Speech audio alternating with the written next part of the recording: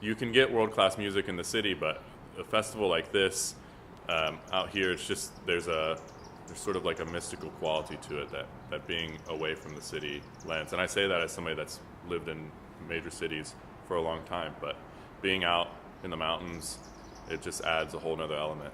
This is a family of professionals that absolutely love what they do, and they are experts at it, top of the field. And Cumberland itself is beautiful. You know, the nature is beautiful and the scenery is beautiful. So it's kind of this oasis. It's this nice retreat where you can come down and kind of isolate yourself and immerse yourself in the study of this performance practice. And I think it's a really special place to do that.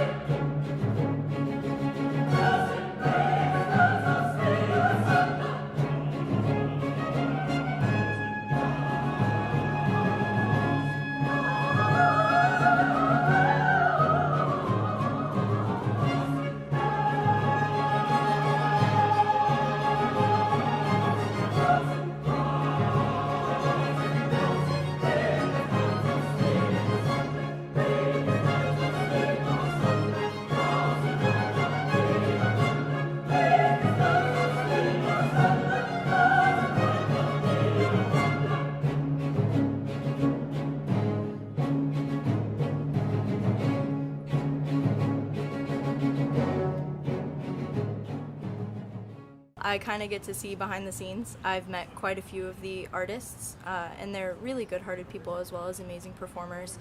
It's much more intimate working with the artist, backstage kind of thing. It's not, because the audience only sees them performing. You know, you do kind of form relationships with people that you generally wouldn't if you were just going to the performance.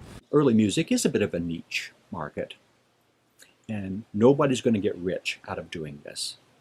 But all these musicians do this because it feeds their souls, and they see that there's some folks in the audience, when it's done well, it's feeding their souls as well, that other forms of art maybe are not doing as successfully.